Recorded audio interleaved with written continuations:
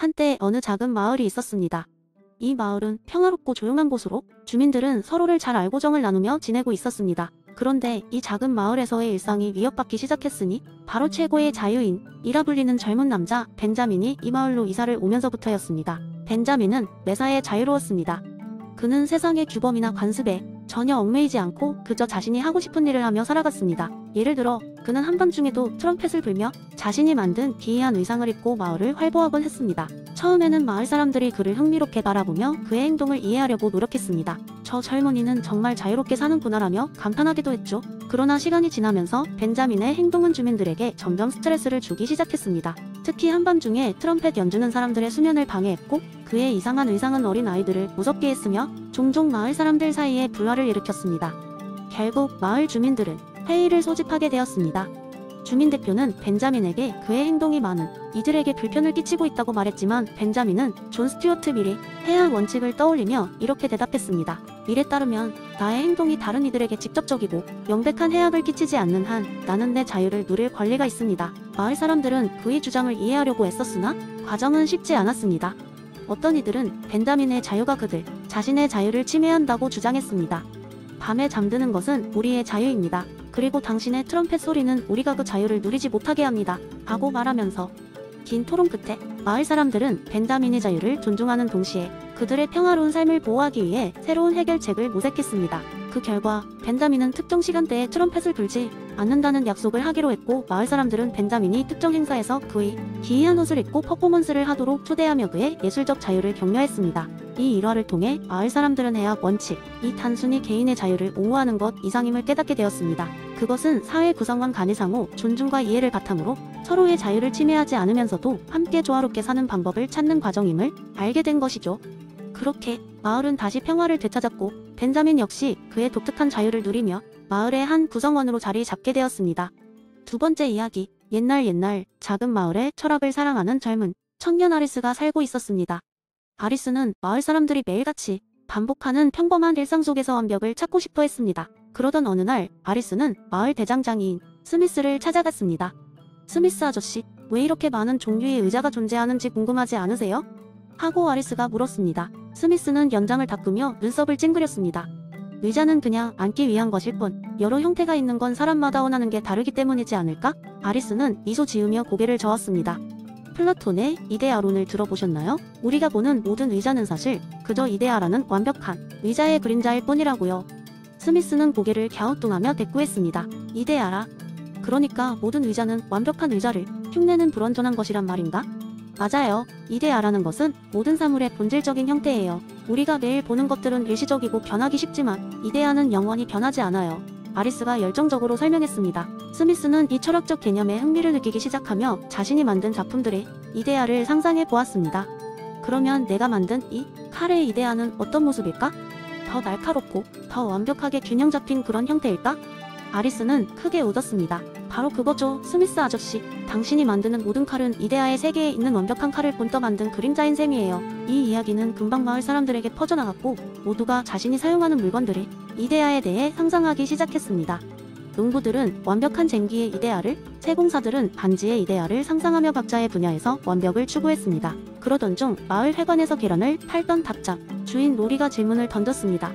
그렇다면 우리가 날마다 먹는 이 평범한 계란의 이데아는 무엇인가요? 아리스는 잠시 생각하다가 장난기 어린 미소를 띠고 대답했습니다. 아마도 완벽한 계란은 껍질이 절대 깨지지 않고 노른자와 흰자가 완벽한 균형을 이룬 그런 것을 의미할 거예요.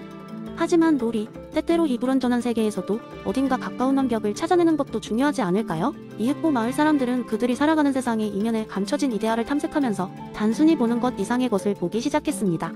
물론 그것이 완벽치 못한 세상 속에서 다소 과장된 상상에 불과하다는 것을 아는 그 순간조차도 그들에게는 마음의 평화를 제공했습니다. 마을 속 담소들은 이렇게 깊이 있는 철학적인 질문과의 일상의 충돌 속에 언제나 즐거움이 깃들어 있었습니다.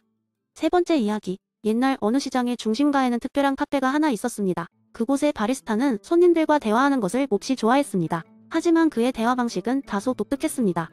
그는 사람들에게 커피 한 잔을 건네며 이 커피가 최고의 커피라고 생각하시나요? 하고 묻곤 했습니다. 손님들이 대답하면 그는 항상 왜 그렇게 생각하세요? 라며 계속해서 질문을 던졌습니다.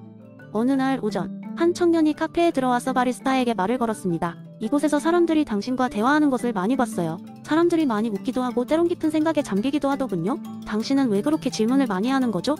바리스타는 환한 미소를 지으며 말했다. 글쎄요, 소크라테스라는 철학자가 했던 방법을 따라 하고 있는 것일지도 모르겠네요. 그는 나는 아무것도 모른다는 것을 안다라고 선언하며 질문을 통해 진리를 탐구했어요. 청년은 그 말을 듣고 흥미로운 표정을 지었습니다. 하지만 그렇게 계속 질문하다 보면 아무 결론도 내지 못하게 되는 건 아닐까요? 바리스타는 말했습니다. 결론을 내리는 것이 중요할 때가 있는 반면 생각하는 과정 그 자체가 더 중요할 때도 있답니다. 소크라테스는 사람들이 자신이 알고 있다고 믿는 것을 다시 한번 보게 하고 자신의 믿음을 재평가하도록 했어요. 그렇게 함으로써 진리를 더 깊이 탐구하게 되거든요. 청년은 고개를 끄덕이며 커피를 한 모금 마셨습니다. 그럼 결국에는 사람들에게 무지를 깨닫도록 하는 것이 목적이라는 건가요? 그것도 후회같이 있는 일이네요. 정확히 말하자면 무지를 깨닫게 하는 것이 목적이 아니라 무지 자체를 인정하는 것이지요. 모른다는 사실을 아는 것이야말로 더 나은 이해와 지식을 위한 출발선이에요. 바리스타는 커피를 더 끼얹으며 덧붙였습니다. 그리고 그 출발선에 서게 해주는 것이 바로 소크라테스의 대화법의 묘미죠. 대화는 계속되었고 청년은 점점 더 자신의 생각과 관점을 바꿔가며 깊이 있는 질문을 던지기 시작했습니다. 바리스타와의 대화는 청년에게 단순히 커피를 마시는 것을 넘어 자신을 탐구하고 성찰하는 시간을 제공했습니다. 이 이야기는 소크라테스의 무지와 그의 독특한 대화법이 현대에도 여전히 통용되며 누군가의 삶에 두고두고 영향을 미칠 수 있음을 보여줍니다. 우리가 아무것도 모른다는 것을 인정할 때 비로소 진리를 향한 여행이 시작되는 것이 아닐까요?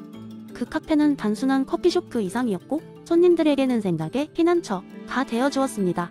그렇게 특별한 장소에서 사람들은 커피 한 잔과 함께 더 나은 자신을 발견하고 있었습니다. 네 번째 이야기, 한 마을에 살고 있는 한 젊은 여성이 있었다.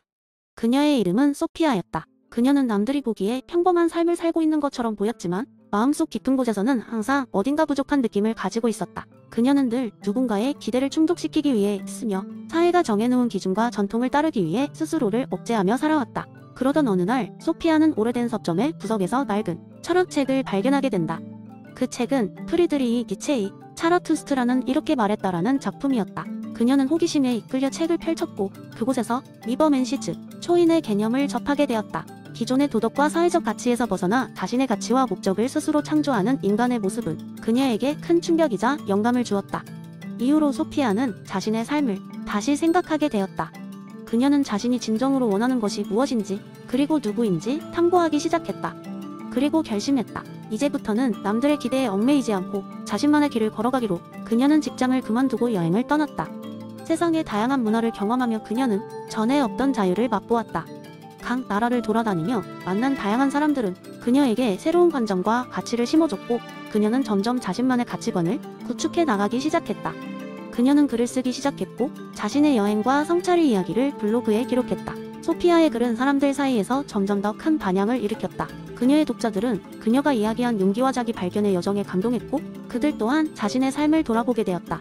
소피아는 자신이 의도하지 않았던 방식으로 많은 사람들에게 영향을 주기 시작한 것이다. 그렇게 몇 년이 지난 후 소피아는 고향으로 돌아갔다. 이제 그녀는 더 이상 그저 남들 눈에 보이는 평범한 여성이 아니었다.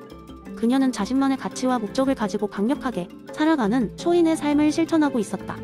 그녀의 가족과 친구들은 변한 그녀의 모습을 보고 놀랐지만 동시에 그런 그녀를 존경하게 되었다. 그녀의 이야기는 점차 마을 전체로 퍼져나갔고 다른 사람들 또한 그녀를 본받아 자신만의 삶을 찾아 나가기 시작했다. 소피아는 비록 처음부터 그렇게 할 의도는 아니었지만 결과적으로 많은 사람들에게 리버맨시 메시지를 전파하게 되었고 그녀가 이뤄낸 변화는 그녀가 상상했던 것 이상으로 큰 것이었다.